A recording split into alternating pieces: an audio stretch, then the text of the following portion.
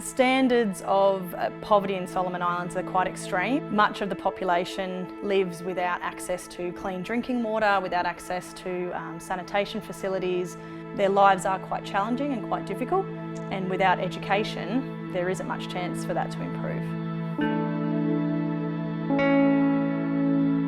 Mercy School is situated in Burns Creek, which is an area outside of the capital city of Honiara. It's a marginalised area.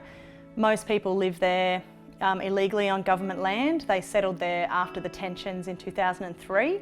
While I lived there in 2014, World Vision estimated that about 11,000 people lived in the settlement. As they're living there illegally, it doesn't really have access to running water or electricity. So there's a large amount of people who live there with very little facilities. The children there have a lot of issues there with things like domestic violence, with things like the impacts of alcohol on their communities. So the children face a lot of challenges every day before they even come to school. Before I moved to the Solomon Islands in 2014, a friend of a friend gave me the contact details of a woman who had founded a school there called Mercy School, and she was a local Solomon Islander called Bev Komasi, and she had built a school in a slum. I was very keen to go there and start volunteering. When I got there in 2014, the school only had 6 classrooms. It had almost 1,000 students, and obviously realised that the school needed to expand because there was a lot of children and not very much space. Another friend put me in contact with the Make a Mark Australia charity, which funds small-scale educational projects, and so I put in a grant to them for some funding to start building classrooms. They approved that grant, and that money started the construction of a very new school compound.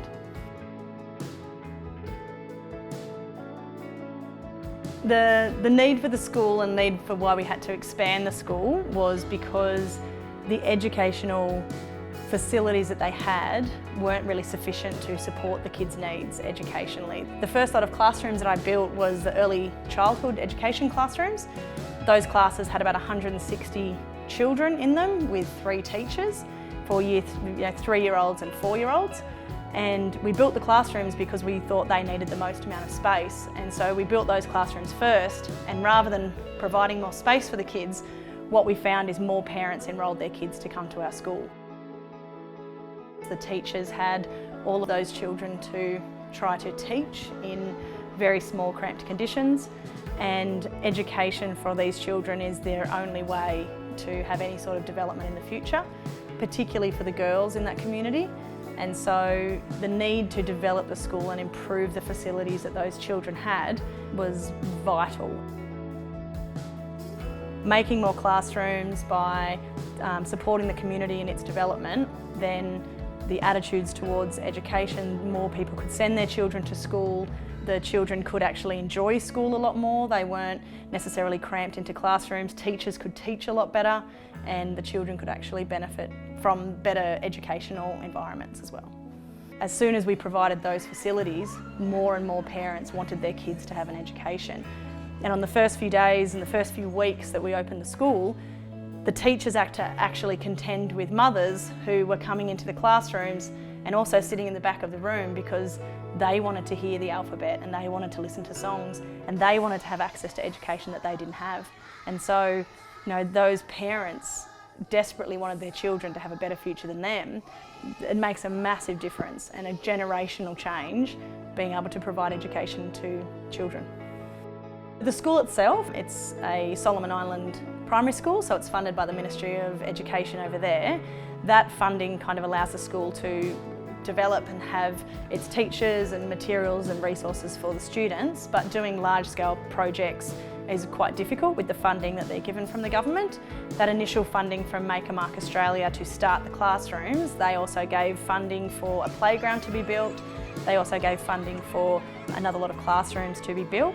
And we also received funding from, say, Solomon Airlines or from other governmental organisations. So that funding that people can give through charities like Make a Mark Australia are actually used really effectively to make sure that children have access to clean drinking water and helping the teachers out with materials as simple as chalk and paper.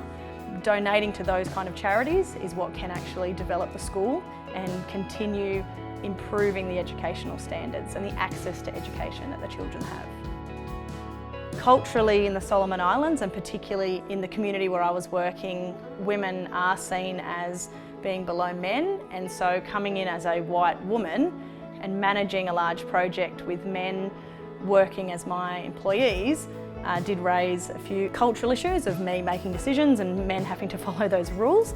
So I did spend a lot of time making sure, I learnt the language, being a part of events, being at the school regularly, so they knew that I was there to support and to help and to be an advocate for their community.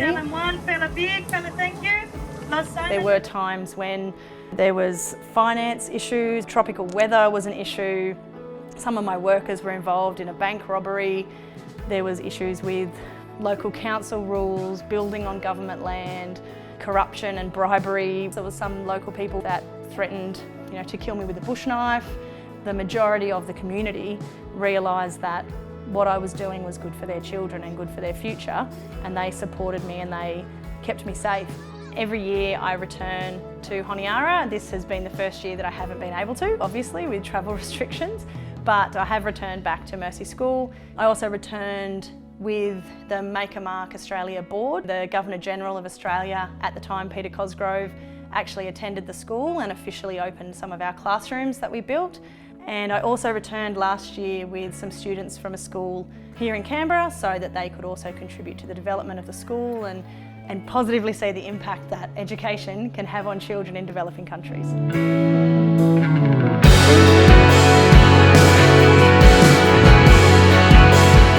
The people there are so beautiful and are so grateful and courageous and resilient against when they're faced with corruption and when they're faced with natural disasters and when they're faced with generational poverty and when they're faced with anything at all, they're still the most generous and supportive and kind people that really want the best for themselves and their families. It's a beautiful country. Some parts of it are absolutely stunning, but there's some parts of it that are chaotic and don't seem to make much sense. But it's that beautiful chaos, I think, that kind of draws me in every year. My name is Leigh Southwell. I'm a teacher and careers advisor in Canberra. I'm also a mother, and during 2014 and 2015 I constructed a school in the Solomon Islands.